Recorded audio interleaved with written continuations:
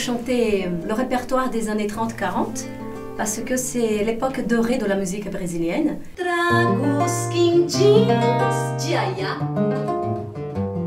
Quem quer os quindins vem comprar. Trago os quindins de aiá. Quem quer os quindins vem comprar. C'est une époque où il y a des grands compositeurs comme Noel Rosa, comme Assis Valente, comme Cartola. Je peux citer des nombreux de cette époque. Ces chanteurs qui chantaient l'amour, qui racontaient les histoires de cœur, les désarrois de la passion, comme par exemple ce morceau de Mário Lago et Ataúfo Alves, qui s'appelle Covardia. Eu quero que nunca mais me apareças. Eu quero até que me esqueças, que eu já esqueci a tua voz. Deixa-me só por piedade, feliz na minha saudade, lembrando que houve entre nós aquela velha loucura que só nos trouxe amargura. Não quero mais reviver. Não fiques no meu caminho, procuras novo carinho neste teu novo querer. Il y avait aussi des textes qui parlaient de la vie quotidienne des Brésiliens de l'époque, avec une chanson par exemple qui s'intitule Recenseamento, ça veut dire recensement, qui parle d'un recensement dans une favela dans les années 30-40. Et on remarque évidemment tout le côté satirique, comique de ces paroles. C'est vraiment un régal d'écouter ces paroles, de les comprendre pour pouvoir vraiment apprécier l'humour aussi qui régnait à cette époque-là.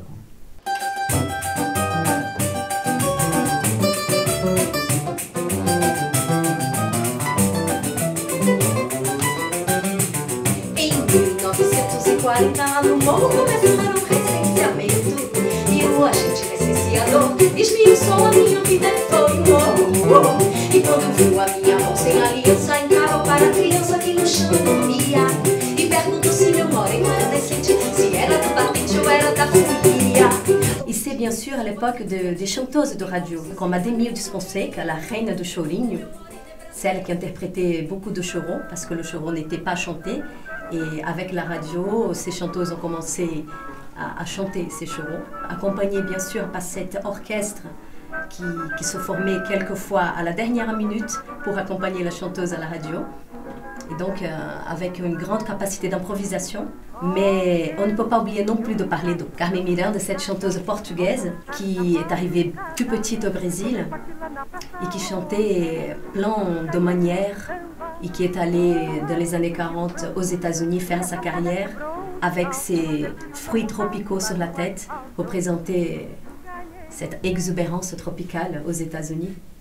Et c'est une chanteuse donc bien sûr qui jouait avec ses mains, qui jouait avec son corps et qui chantait avec toute la fraîcheur brésilienne. E do meu grande amor sempre eu me despedi, sambando, mas da batucada agora me despeço chorando. Guardo no lenço essa lágrima sentida. Adeus batucada, querida. On a retraité un petit peu les harmonies d'accompagnement de ces chansons qui datent des années 30-40 d'une manière pas un peu plus riche, mais un peu différente au niveau de l'harmonie. C'est surtout ça la différence. Mais la manière de jouer, c'est complètement la manière de jouer des chorans ou du samba choro de l'époque. Samba choro, c'est-à-dire que c'est du samba joué par des musiciens de choro. C'est-à-dire c'est comme caramel beurre salé, c'est-à-dire qu'on a la vivacité du samba, joué par la finesse et les connaissances harmoniques et la compétence évidemment des musiciens de choro de l'époque. C'est ce qui a donné le samba choro. On y va? 1 et 2 et...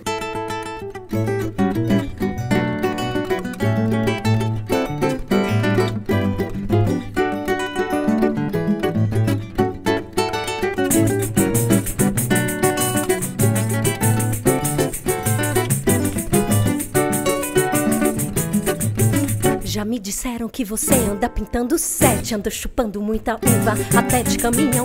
Agora tá dizendo que está de apendicite, vai entrar no canivete, vai fazer operação. Oi, que tem a Flores Bela nas cadeiras dela. Andam dizendo que ganhou a flauta de bambu, abandonou a batucada lá na Praça 11, foi dançar o pirulito lá no Grajaú. Caiu o pano da cuíca em boas condições, apareceu Branca de Neve com os 7 anões, e na pensão da Dona Estela foram farriar. Quebra, quebra, gabiroba, quero ver quebrar. Pingo de choro, ça veut dire une goutte de larmes, mais aussi une goutte de ce genre musical qui s'appelle le choro.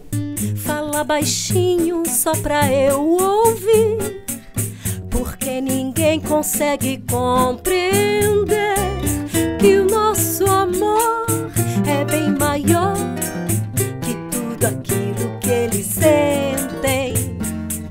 Eu acho até que eles nem sentem, não. Espalham coisa só pra disfarçar. Daí então, por que se dar ouvidos a que nem sabe gostar?